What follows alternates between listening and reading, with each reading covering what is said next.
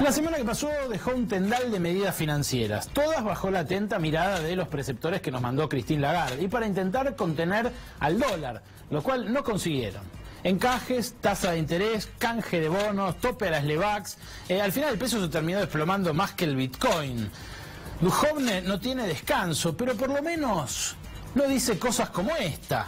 Bueno, yo lo que creo que conviene apostar al peso, porque la inflación está bajando, y porque es nuestra moneda, y porque estamos construyendo un país en el cual se puede ahorrar en pesos. Un momento. Esos rulos, ese tono desapasionado, son la misma persona. Habrá que preguntarle qué le dice Duhovne de hoy al Duhovne de hace un año, que decía todo eso. ¿Me quiero ir? El lado positivo del asunto es que ahora el que dice qué hacer es el Fondo Monetario, con lo cual el ministro ya no se ve obligado a hablar, ni siquiera a decidir, solamente tiene que tomar nota. Las anotaciones en los cuadernos siguen sacudiendo a todo el establishment, pero eso no impidió que se juntaran los empresarios más pulentas del país para entonar al unísono la frase que supo inmortalizar a Bart Simpson. Yo no fui. En realidad no dicen que no fueron, sino que sí fueron, pero que los obligaron, que los extorsionaron, que el kirchnerismo en su infinita malignidad los obligó a agarrar millonarios contratos con sobreprecios y a beneficiarse con multimillonarias licitaciones que ellos no querían aceptar, pero que terminaron agarrando porque alguien tenía que pagar esas coimas y embolsar esas mega rentabilidades. Como los entiende, el juez de la causa los deja libres de inmediato y a algunos ni siquiera les pregunta, aunque sus direcciones figuraran en los cuadernos o aunque ellos mismos hayan confesado las coimas el mismo jueves pasado. Mientras tanto, en el país ocurren cosas de poca importancia, como que ninguna universidad pública empezó el segundo cuatrimestre, que está tomado el Ministerio de Ciencia, que los investigadores denuncian que el CONICET ya no sirve más. Con este panorama para la ciencia y la educación superior y en general, ya se podría decir que Argentina es un país que está cerca de perder el conocimiento. Madura el knockout. Pero en momentos así, por suerte, siempre aparece una voz clara que explica el cuadro de situación para que todos lo entiendan. ¿Un premio Nobel? ¿Un experimentado estadista con trayectoria? No. El comediante Alfredo Casero. Vamos a decir la verdad. A vos se te prendió fuego la casa. Dale, sí. Se prendió fuego la casa. Vos tenés una familia, son 12 de familia. ¿Está?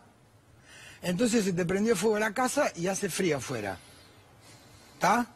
Vienen los 12 y dicen, ¡queremos flan! ¡Queremos flan, papá! ¡Flan! Pero vos decís, tratá de decir, no, bueno, pero pero... disculpame, ¡Flan! Pero no, ¡Flan! Pero... ¡Flan! ¡Queremos flan! Pero ¡Flan! ¡Bum, bum! ¡Flan! ¡La chota, papá! ¡Flan! ¡Flan! ¡Flan! Pero que vamos a... ¡Flan, flan, flan, flan! ¡Flan, flan! ¡Hijo de puta, no da flan! ¡Queremos flan! No puedo, bueno, ¡No anda a la heladera! Vamos ¡No anda a la heladera! Está todo quemado y no anda a la heladera. Vamos a conseguir llegar el flan. Ya viene el señor que quemó la casa, decime. Ya viene el señor que quemó la es casa. amigo mío, no, él no la quemó. Quiero flan. ¿Por qué nos pondrá Casero a los argentinos en el lugar de los chicos caprichosos? ¿A Macri lo votaron para presidente o para que nos tenga de hijos? ¿Pedir que no vuelen los maestros por el aire por una explosión de gas es pedir flan? ¿O que los profesores universitarios cobren qué es entonces? ¿Pedir chocoarroz? Que Casero haya usado la palabra flan como un mantra puede entenderse en clave autorreferencial. Flan Casero podría ser el título que resuma la carrera del comediante. En los 90 supo hacer reír con una sólida propuesta de humor absurdo. Absurdo sigue siendo ahora, pero la solidez de la performance dejó lugar a una militancia oficialista bastante endeble, como un flan. Lo más curioso es el entusiasmo con el que algunos funcionarios se suben al flan Casero. Tanto el intendente de La Plata como el presidente aparecieron en las redes sociales comiéndose un flan, como para celebrar la humorada, o mostrando que no la entendieron del todo. Claro, para el gobierno los dichos de Casero ilustran un país en donde el flan es un postre de lujo. Muy lejos de eso no estamos, porque en las góndolas del supermercado el polvo para hacer flan aumentó casi el 50% en lo que va del año.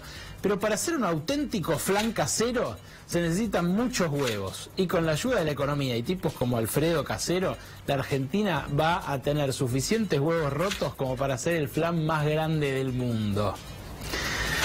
Tierra fértil la Argentina, ¿no? ideal para que crezcan los brotes verdes.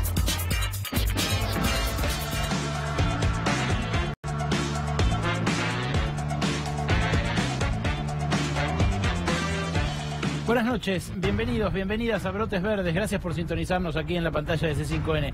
Hoy en las calles diagonales de La Plata no pedían flan, pedían por su trabajo los empleados del astillero Río Santiago y terminaron así. Esta es una imagen que no vas a ver seguramente en la portada de los diarios de mañana. Es la imagen del patrullero de la policía bonaerense embistiendo, arrollando a un manifestante en plena calle y a plena luz del día, al mediodía, en La Plata. Una represión brutal, que después tuvo otras imágenes igual de estremecedoras en la comisaría a la cual se llevaron a 5 de los manifestantes que estaban allí y donde aparecieron las paredes llenas de sangre. Las paredes llenas de sangre estaban así porque a los manifestantes detenidos los golpearon dentro de la comisaría, según denunciaron organismos de derechos humanos. Esa es la Argentina de los que protestan, y no para pedir un postre determinado, para pedir por su salario, para pedir por su empleo. De eso vamos a hablar hoy en Brotes Verdes. Antes, vamos a hacer 2 menciones a la actualidad. La primera es de estricta actualidad. En este momento, en torno al Congreso de la Nación, hay una importante movilización, una manifestación multitudinaria de gente que pide por el desafuero de Cristina Kirchner.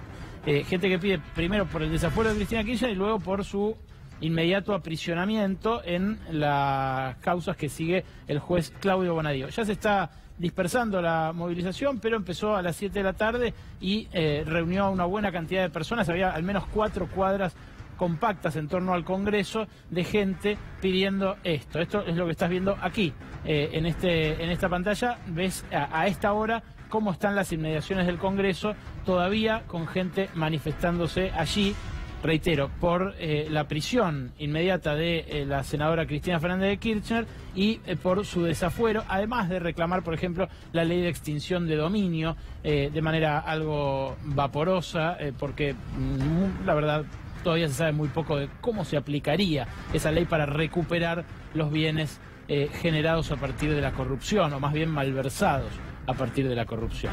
Pero la causa Cuadernos, que es la que puede llegar a tener como corolario esta manifestación, o al cabo de la cual se termina convocando a esta manifestación, es una causa que estremece tanto al establishment político como al económico, al empresarial. Y allí aparecen un par de protegidos que a esta altura ya resulta inexplicable que lo sigan siendo. Uno de ellos es Paolo Roca, el dueño de la principal compañía del país, el grupo Techint, la acerera que tiene, bueno, en la Argentina más de 70 años de historia, pero que se ha convertido en un jugador a nivel mundial. Ahí atrás lo ven, a Paolo Roca, y al otro lado a Luis Bednaza. Luis Bednaza, cuando justamente acudía a los tribunales de Comodoro Pi a explicar por qué figuraba la oficina de Techint en los cuadernos del chofer Oscar Centeno. Bueno, a Paolo Roca me tocó verlo el jueves pasado en un evento organizado por la Asociación Empresaria Argentina, en el Sheraton. Estaban los empresarios más poderosos del país. Paolo Roca confesó haber ordenado el pago de coimas. Así nomás, literalmente. Confesó en público, arriba de un escenario, haber ordenado el pago de un dinero a cambio del cual esperaba que el gobierno defendiera a su empresa en Venezuela.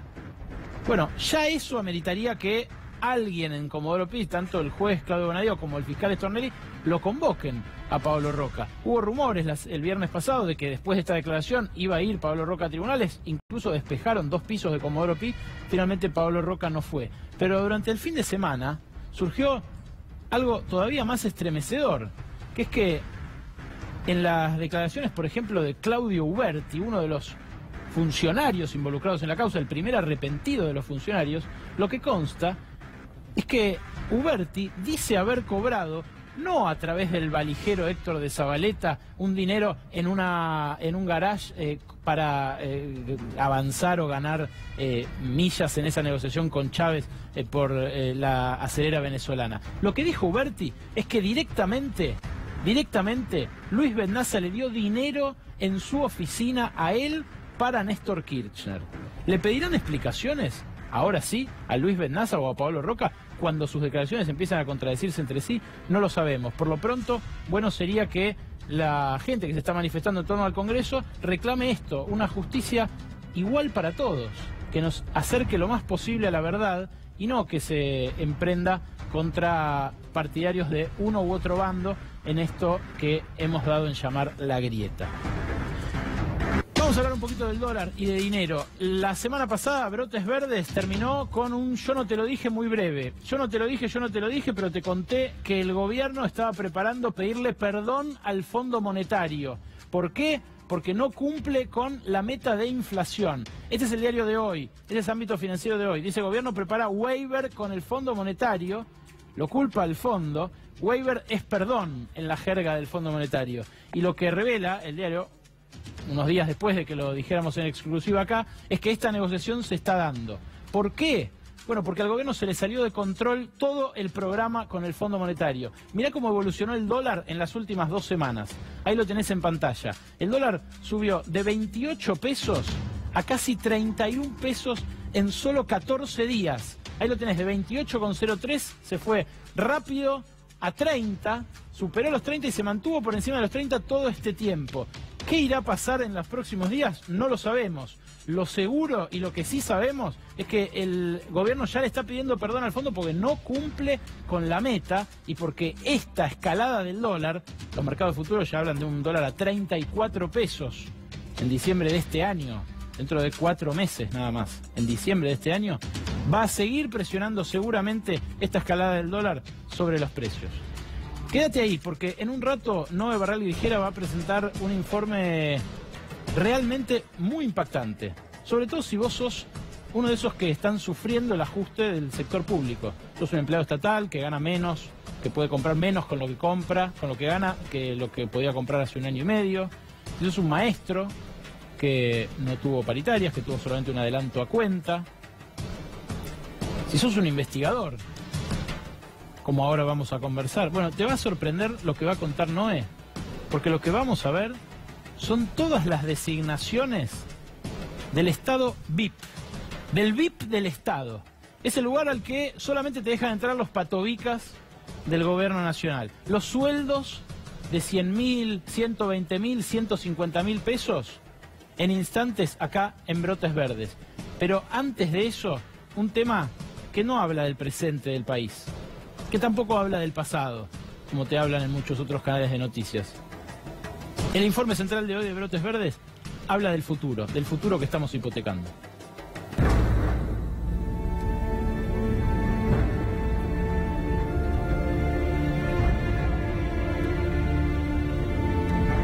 Los países que renuncian a la ciencia, renuncian a su futuro.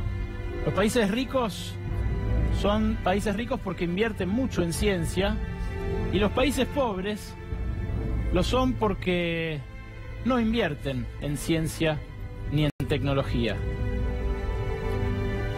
Y creen que pueden darse ese lujo.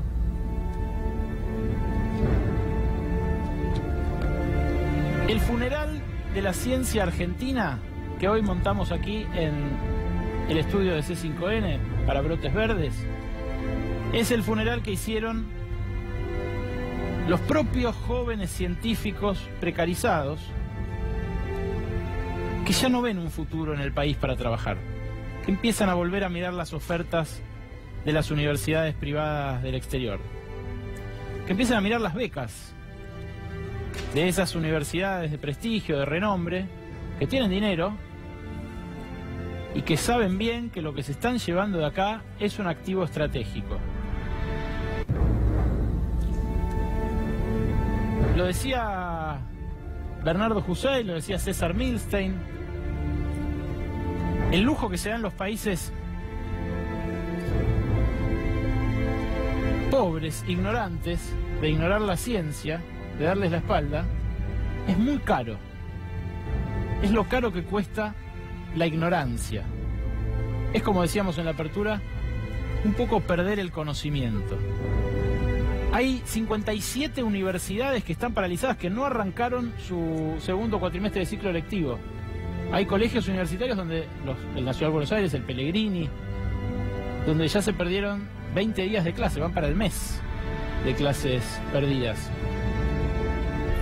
El Ministerio de Ciencia y Tecnología estuvo tomado un montón de días, el CONICET está colapsado. Tengo acá integrantes de Jóvenes Científicos Precarizados y de la Red de Afectados Federales de la Ciencia. No sé quién quiere empezar a hablar y presentarse, por favor. Bueno, yo soy parte de la Red Federal de Afectados. Este año, por segunda vez consecutiva, quedaron científicos en la calle, que tiene que ver justamente con el recorte en ciencia y técnica. ¿Qué haces vos, Silvia? Yo soy investigadora, soy historiadora. Ajá. Investigo los procesos de lucha y organización del movimiento obrero en los 60 y 70 en mi provincia, en Tucumán, y también la responsabilidad de sectores empresariales en delitos de lesa humanidad cometidos contra estos trabajadores durante el terrorismo de Estado. Algo inconveniente quizás para algunos sectores del poder económico, ¿no? Sí. ¿Vos, Alan? Sí. Buenas noches. Buenas noches. ¿A qué te dedicas vos? Yo soy químico, doctor en química, y ahora estoy haciendo un postdoctorado en un laboratorio en CONICET, en el polo científico.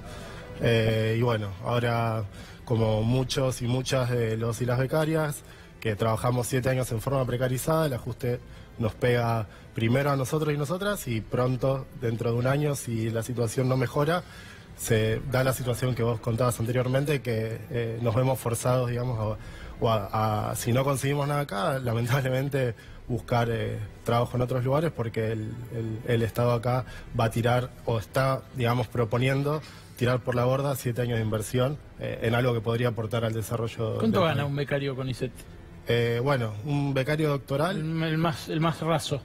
Está en cerca de 19.500 pesos, por debajo de la línea de la pobreza, digamos, dentro de lo que es Capital Federal. Doctoral quiere decir que ya es graduado y puede tener una maestría. Claro. Sí, que puede ser que dentro de meses se recibe doctor, o sea, son 5 años de beca doctoral, ya hay gente entre 25 y 30 años, que no recibimos ni aportes jubilatorios, no recibimos aguinaldo, y bueno, nos pide el CONICET exclusividad para trabajar 40 horas semanales a cambio de menos de 20.000 pesos. ¿Exclusividad quiere decir que no pueden tener otro trabajo? Solamente es compatible con 10 horas de docencia universitaria. Ah, ni siquiera sí. Más de 10 horas. Exactamente.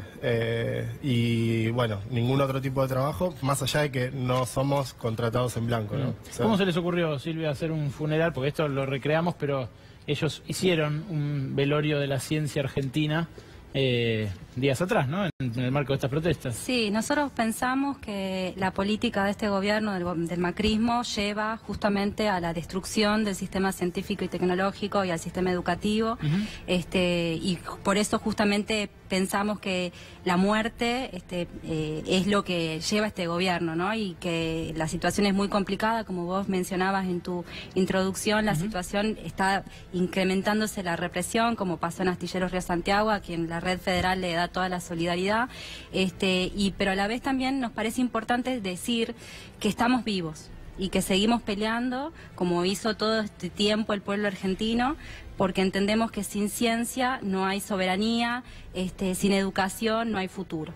Entonces seguimos adelante más allá de que hacemos esta muerte simbólica. Valga el llamado de atención, gracias. Quédense que voy a hablar con Diego Hurtado. Acompáñame, que esto es televisión en vivo. Y seguimos con el funeral en instantes acá. Diego, ¿cómo estás? Gracias por venir. Contale a la gente a qué te dedicas. ¿Vos sos físico? Yo soy doctor en física y ya desde hace muchos años me dedico a, digamos, estudio de las políticas científicas, historia de la ciencia y la tecnología en América Latina. Tenemos un grupo de trabajo en la Universidad de San Martín desde hace mucho tiempo y un poco la idea es tratar de entender cómo la ciencia y la tecnología pueden labrar una senda de desarrollo, para decirlo de alguna ¿Estamos forma. exagerando con esto o es así? No estamos exagerando para nada. Realmente la situación es muy, muy grave, pero esto empezó desde el primer día del gobierno de Macri. Es decir, el gobierno de Macri en campaña prometió una inversión de 1.5 del PBI, etcétera, etcétera. Ahora, desde el primer día de gobierno, las primeras medidas que vimos de desmantelamientos, despidos, apuntaron al corazón de los proyectos estratégicos de un país que venía apostando fuertemente a sectores como producción pública de medicamentos, energía nuclear, es decir... Con radares, ¿no? Radares, el INVAP. El INVAP, te puedo dar una lista larga, pero déjamelo poner en estos términos. Es decir, un país como la Argentina necesita exportar, y me paro del lado de la retórica del gobierno. Sí. Un país como Argentina necesita exportar alto valor agregado. Sí. Para exportar alto valor Necesita agregado dólares. necesitas conocimiento, necesitas dólares. Sí. Para exportar alto valor agregado y ser competitivo necesitas conocimiento. Eso se llama ciencia, se llama tecnología, se llama ciencias sociales, capacidades. Para desarrollar tecnologías avanzadas, que son las competitivas, satélites, iPod, etcétera, vacunas biotecnológicas, nanotecnología, materiales avanzados, Sí. necesitas, y este es el punto, necesitas tramas institucionales, empresariales, que en la Argentina cuestan en general, en los países en desarrollo, en América Latina, cuestan conformar. Ahora, si vos venís en proceso de desarrollo, por ejemplo, de energía nuclear, y echás a 250 personas de la empresa nucleoeléctrica argentina, ¿sí? Estás echando 250 personas de altísima calificación que no podés reemplazar, es decir, bueno, esta persona se va, cuando lo necesitamos llamamos a otro. No, hay países que prenden guerras para quedarse con esos tipos. Exactamente, exactamente. Diego, veamos juntos este gráfico, este par de gráficos con los recursos, porque justamente eso es lo que quería mostrar. Vos decías, prometieron invertir 1% del producto. Mirá en estas placas, tenés primero la inversión como proporción del PBI que se viene dando en los últimos años. Ahí la tenemos, ponela. La otra es la proporción de lo que percibe el CONICET, cómo eso se vuelca a salarios. Porque también no es solo tener presupuesto, es tener presupuesto, pero además poder gastarlo en algo que no sea lo más elemental, que no sea lo más básico. Déjame que te cuente una anécdota. Yo estuve en el directorio de la Agencia Nacional de Promoción, renuncié porque la verdad que era un escándalo lo que uno veía, la Agencia Nacional de Promoción, que está dentro del MinSit. Nos viene a visitar en algún momento el presidente del CONICET, Alejandro Checato, y dice, literalmente, a comienzo del 2017, hoy el CONICET está en economía de guerra. Respuesta, mira, si está en economía de guerra es porque tu gobierno, a vos, el gobierno al que vos representas, no te está financiando tu institución. ¿Qué vas a hacer vos, presidente de CONICET?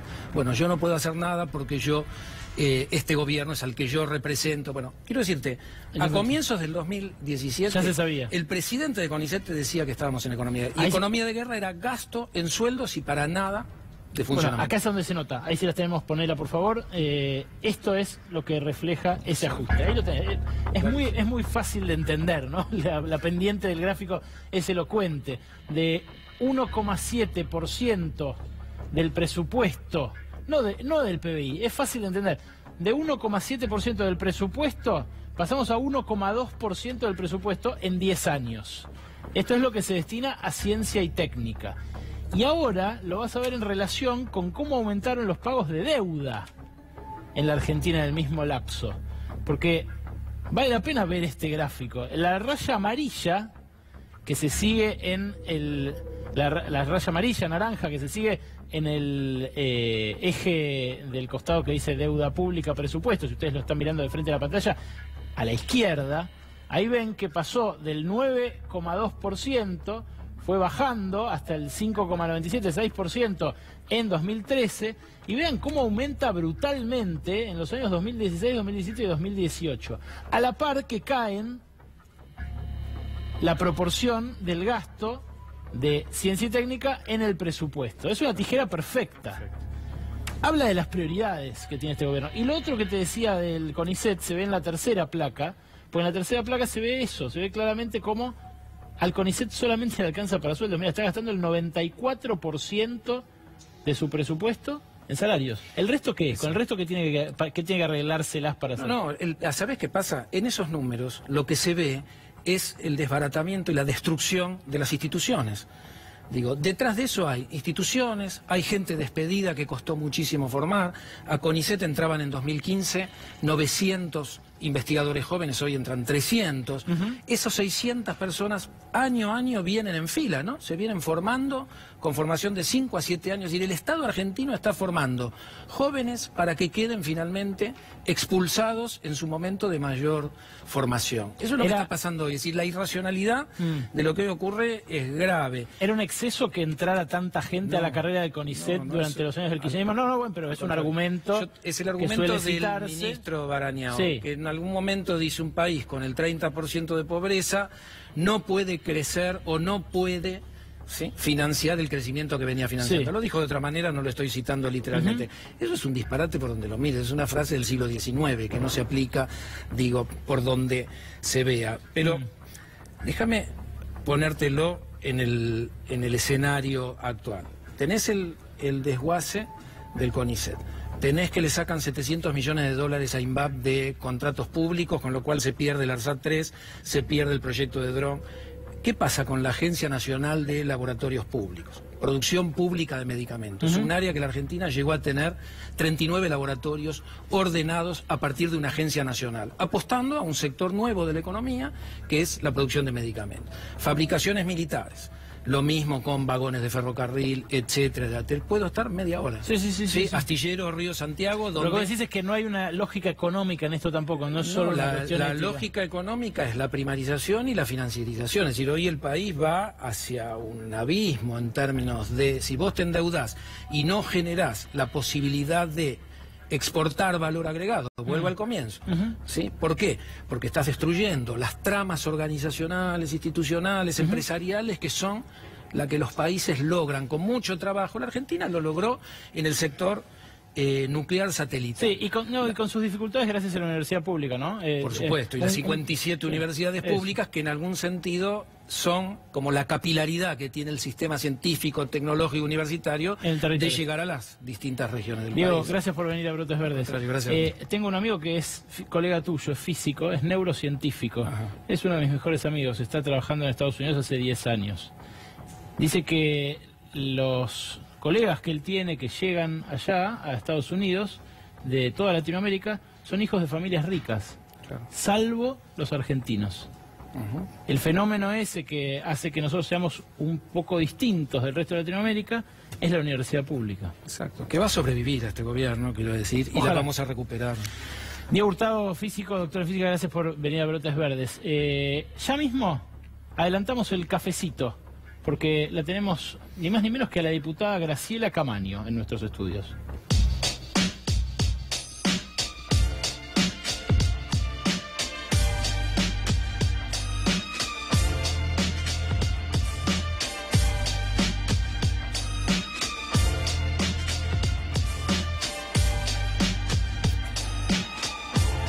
Sí, claro, ¿cómo el cafecito? ¿Dónde está? Buenas noches. Hola.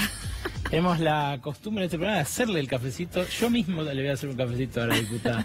Pero primero me decía que le impresionó lo del velorio. No, lo que está pasando con el sector de la ciencia es tremendo.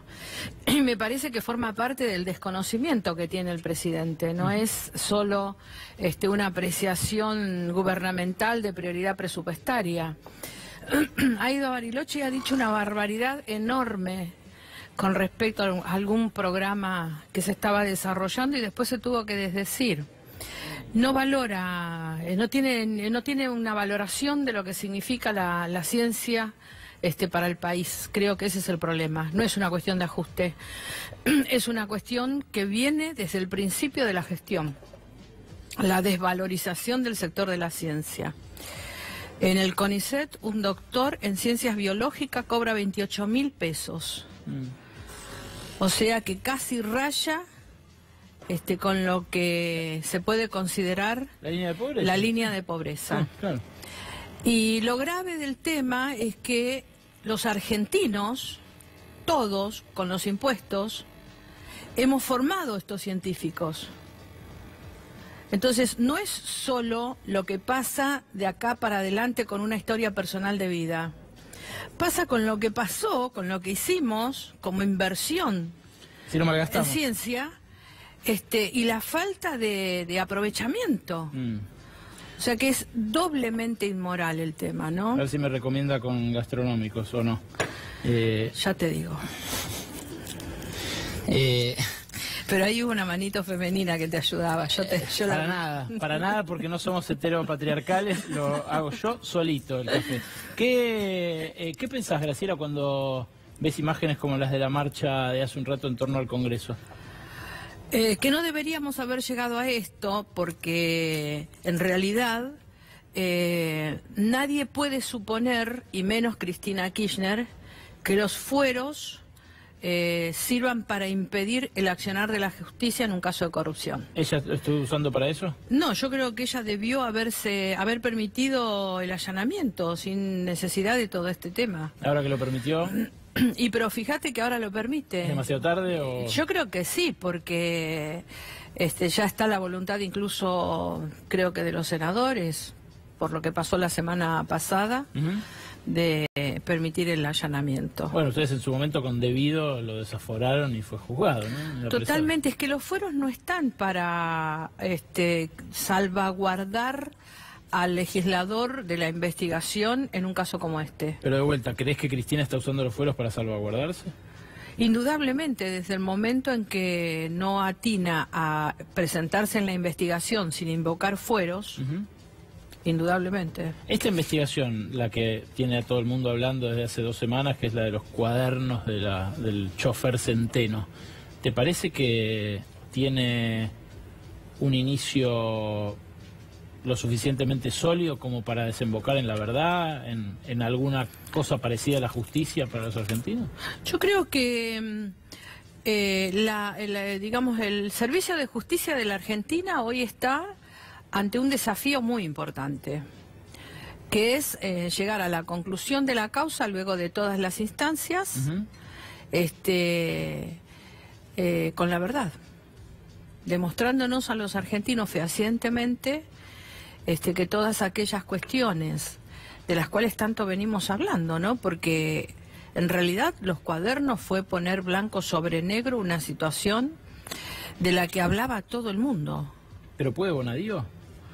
Por supuesto que puede, ¿por qué no va a poder? Bueno, es un juez si de es la el juez de la servilleta, primera instancia. Es un juez de la servilleta, no tiene el prestigio internacional que tiene Sergio Moro en Brasil. ¿Y qué juez nuestro tiene prestigio internacional? Ninguno. ¿Y quién te dijo que Sergio Moro tiene prestigio internacional? Bueno, no, por lo menos. honestamente yo creo que estamos mirando otra película si observamos al juez. Porque no va a ser además el juez Bonadío el único que intervenga en la causa. Vos sabés que en la justicia penal existen instancias. Sí, después va a un juicio oral. Entonces va a pasar distintas instancias y va a pasar por diferentes estadios la causa. Incluso va a llegar un momento en que la van a revisar cuerpos colegiados de jueces. Y allí se verá si esto que está haciendo el juez Bonadío es correcto o no. Yo no creo que los jueces sean buenos o malos, yo creo que tienen que actuar en línea con lo que le establece la Constitución y las leyes. Y eso puede ocurrir, decís, insisto. No tengo por qué pensar que no puede ocurrir. Hoy Macri habló, para mí algo inconvenientemente, el día en que murió ¿Hoy? una abuela de... Sí, una de las fundadoras de Abuelas de Plaza de Mayo, una luchadora por los derechos humanos ejemplar. Hoy Macri habló del nunca más de la corrupción. Quizás desapegado a la jerga, al léxico de los derechos humanos, como me dijo una vez. No, Beatriz supongo yo que es su marketing político del fin de semana para tratar de hacerle creer a los argentinos que está por arriba de la corrupción. Pero lo que se está olvidando el presidente es que tienen una enorme cantidad de causas, tanto él como su gabinete. Nosotros le sacamos un cálculo de una causa cada 4 días en el primer año de gestión. Ninguna avanzó porque la justicia avanza con un mandato de demora, ¿no? Sí, exactamente. Es ex post. Claro, pero lo que te iba a preguntar es, ¿Macri puede hablar de un nunca más de la corrupción? No, no es la persona indicada. ¿Por qué? Porque tiene muchos hechos de corrupción en el pasado y en el presente. Porque además el conflicto que en la causa viene a traer el tema del familiar es un conflicto de él. su empresa, la empresa del presidente Macri, de la familia Macri, IEXA. Exactamente, ha sido la empresa hasta un determinado momento en el que, por lo que aparentemente están diciendo los cuadernos, él estaba también en la empresa. Además, Macri todavía no nos explicó todo el circuito financiero de las empresas offshore, no nos explicó su participación en los Panama Papers, no nos explicó por qué aún cuando ya estaba el caso Odebrecht en Brasil, él giró 45.000 millones de pesos al soterramiento del Sarmiento. Sí, claro, para cubrir el financiamiento que dejaba de dar el banco brasileño. Claro. ¿Es corrupto el gobierno de Macri, si lo tuvieras que definir así? Yo creo que lamentablemente no estamos... a ver, hay otra cosa que tenés que saber y que tiene que saber la sociedad. La ley del arrepentido en la corrupción es un proyecto de Sergio Massa. El inciso H de la ley del arrepentido, pues nosotros teníamos arrepentimiento para el lavado de dinero y narcotráfico. El inciso H, que es el de los delitos de los funcionarios públicos, los incorporamos después de una ardua discusión en las comisiones por parte de la diputada Mónica Lipsa, que era nuestra miembro de bloque en la comisión. Y es un proyecto de Sergio Massa.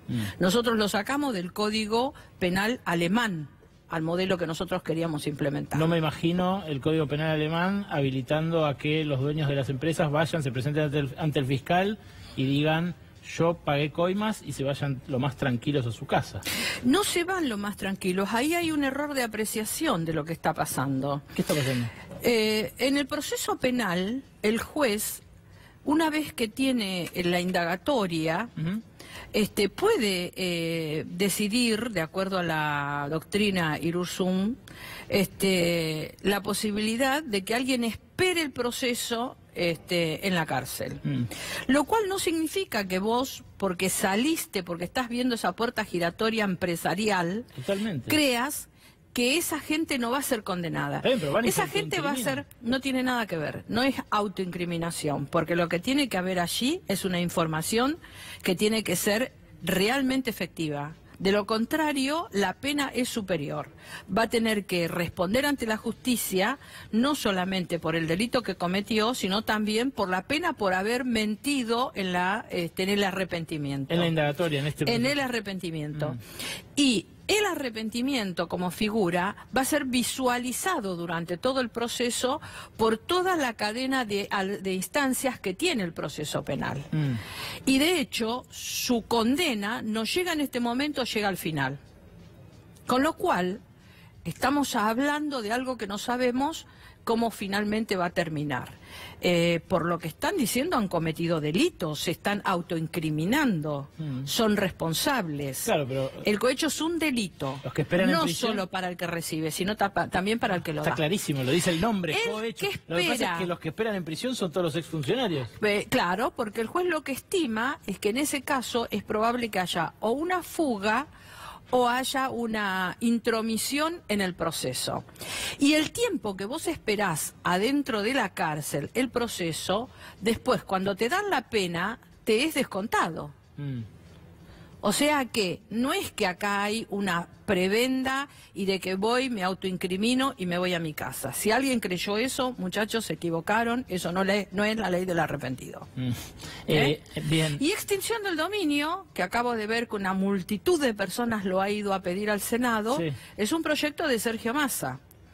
Extinción del dominio formó parte de los proyectos que nosotros pretendíamos, junto con imprescriptibilidad de la pena en los delitos de corrupción, junto con penas más elevadas para que no haya posibilidades de que haya libertad. Esto de que la salida sea selectiva de acuerdo al criterio del juez, sino que a partir de alzar las penas a 4 años, todos los funcionarios públicos que cometen cohecho deben esperar en la cárcel. Nosotros creemos que eso es así. ¿Eso lo votó también el no, eso todavía no lo han votado. Pero son todas las leyes que hacen a tratar de tener leyes duras para el poder, que es lo que necesitamos para el poder económico, para el poder político, que nos generen institucionalidad. Son leyes del Frente Renovador, no son leyes de Cambiemos. Graciela, hay posibilidades de una oposición unida para el año que viene? Nosotros estamos muy convencidos de que es necesario que este gobierno cambie. Bueno, pero creemos que lo esperaban cuando votaron algunas leyes junto con ellos a principios del gobierno y no cambió para peor. No, pero no me refiero al cambio del propio gobierno, sino cambiar el gobierno. Que se vaya. Exactamente, nosotros creemos que el presidente debe concluir su mandato como corresponde y esperamos generar una fuerza política lo suficientemente amplia y representativa que tenga la fortaleza política de sembrarle a los argentinos la esperanza de que es posible construir este país de otra manera. ¿No es el peronismo esa fuerza? Y no como lo está intentando Cambiemos, que por cierto no compartimos para nada. ¿No es el peronismo esa fuerza? No sé cómo se va a llamar, honestamente no tengo idea cómo se puede llegar a llamar. Kirchner? No, Cristina Kirchner tiene que explicar lo que hizo en su gobierno y no lo tiene que explicar públicamente y en una contienda electoral. Tiene que tener la capacidad de entender que Argentina necesita, y ella también, por el bien de ella incluso, explicar judicialmente lo que las imputaciones que está recibiendo. Gracias, Graciela, por venir a Brotes Verdes. No, muchas gracias a vos y te felicito por la notita, el notón de hoy de Ciencia y Tecnología. Bueno, muchas gracias, muchas gracias. Auspicios y el informe exclusivo que les prometimos. Mientras empieza a ajustar el gobierno, una catarata de designaciones con sueldos de más de 100.000 pesos en el poder adquisitivo. Quédate que en segundos volvemos. Quédate.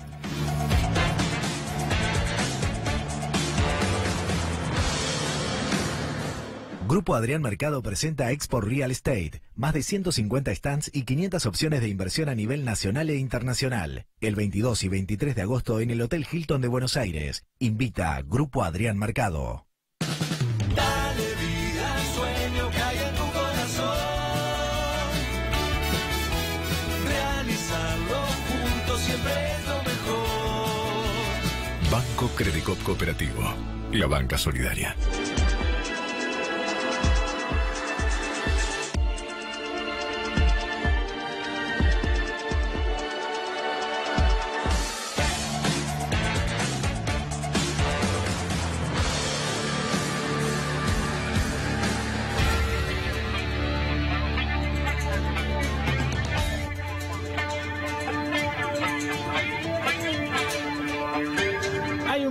Del Estado, un lugar al que no pasa cualquiera, al que pasan solamente los que esos dos forzudos le dicen que pueden pasar. Yo estoy de negro, así que estoy para patoa. Bueno, la corbata, lo que pasa es que quería usar una corbata amarillo flan. Buenas noches, Noé Barral Grigera. Bueno, amarillo Cambiemos también. Sí, buenas claro. noches. ¿Cómo estás? ¿Cómo es este VIP? Contame. Y estamos hablando de designaciones de altos cargos en el Estado, cargos que tienen sueldos que de manera conservadora podemos estimar arriba de los 50.000 pesos mensuales, pero que están rondando los 70.000, 80.000, 100.000 pesos mensuales. Son cargos que se vienen designando desde la llegada de Cambiemos a la Casa Rosada y que a pesar de estar en un contexto de ajuste, a pesar de estar en un contexto de despidos masivos en algunas áreas del Estado, siguen siendo designados. Estamos basándonos en la información del boletín oficial. El economista Sergio Arelovich, profesor de la Universidad Nacional de Rosario, se toma el trabajo de relevar día por día las publicaciones en el boletín oficial y relevó, mira, te voy a mostrar en esta placa las designaciones desde 2015 hasta este año 2018. Desde el 10 de diciembre hasta el final de 2015 fueron 177. 2016, vos dirás, bueno, acaban de llegar al gobierno, están designando su estructura de cargos de alta remuneración, de cargos jerárquicos, 1.955 cargos. En el 2017 no baja demasiado, 1.381. Y en el 2018, hasta el día de hoy, o sea, ni siquiera es todo el año completo, pero estamos casi empatando a 2016. Pará, no, ¿cómo casi empatando? Aumenta un montón. Bueno. Si son 1.828 hasta agosto, exactamente. Es mucho más que el año pasado, ya que todo el año pasado junto. Y que 2016, que es el año que vos podrías decir, bueno, están designando a su planta de... Llegaste Acabas de llegar, designás a tus coordinadores, directores, subsecretarios. Estamos hablando de este tipo de cargos, de coordinador para arriba. Es un escándalo, porque esto es muestra cabalmente cómo están cambiando puestos de 20, 25 lucas de gente que empieza a ganar menos y que además en muchos casos rajaron por sueldo de 100.000 de jerárquicos, caciques en vez de indios. Efectivamente, déjame mostrarte el detalle de 2018, porque 2018 tiene además una particularidad. En 2018, fíjate, hay designaciones en enero, febrero, marzo, abril y mayo, un pico bastante importante, 500 en abril, 352 en mayo, justo antes del acuerdo con el FMI, y ahí aparece una línea roja. ¿Por qué? Porque en julio, el 6 de julio, fue publicado el decreto en el Boletín Oficial que congela los ingresos en el Estado. ¿Y entonces? ¿Y entonces? Congela los ingresos de trabajadores, pero de jerárquicos no. Bueno, congela los ingresos de todos. Tiene algunas excepciones y por esas endijas que permiten las excepciones siguieron designando gente después del decreto de congelamiento de designaciones en el Estado publicado el 6 de julio. Vos decías recién, van cambiando sueldos de menor de trabajadores de menor sueldo por este tipo de designaciones. Bueno, efectivamente, según el informe de Marcos Peña ante el Congreso, la planta del Estado, la planta de trabajadores de la Administración Pública Nacional decreció en 30.000 personas. 32.000 es el número exacto. Decreció en 32.000 trabajadores la planta del Estado Nacional. Sin embargo, aparecen estas 5.341 designaciones en cargos de altos salarios que, por supuesto, no tienen que ver con el achique del Estado. A pesar de que se achicó en 32.000 trabajadores la planta del Estado, la masa salarial, el dinero que pone el Estado para pagar sueldos, creció mucho en la Secretaría General de la Presidencia, creció mucho en el Ministerio de Energía, creció por encima de la inflación. Te estoy hablando de despegues de 41, 49%, creció en la UIF, en la Unidad de Información Financiera. ¿Y sabes dónde creció? ¿Dónde va? En el Sistema Federal de Medios Públicos. Me estás a pesar de que hubo 354 despidos en Telam. Escandaloso. Mientras tanto, la Unión de Personal Civil de la Nación firmó un acuerdo de actualización salarial del 15%. O sea, UPCN firmó que los sueldos de sus afiliados bajen, mientras los jerárquicos seguían ingresando con sueldos de más de 100.000 pesos. Más claro, échale agua. Gracias, Noé, por este informe. En otros lados no los vas a ver. Esto se ve solamente aquí, en la pantalla de C5N. Podés opinar, por supuesto, en las redes con nuestro hashtag #FlanEconómico. Ahí pueden intercambiar opiniones con todos los demás, también opinar sobre, por supuesto, como están haciendo ahora, sobre la entrevista con Camaño, sobre el velorio de la ciencia y demás. Pero hace un ratito decía... hubo una movilización que todavía se está desconcentrando en torno al Congreso Nacional, el famoso 21A, por 21 de agosto. ¿Y dónde nació el 21A? En las redes, ese territorio que explora nuestro amigo Luciano Galo.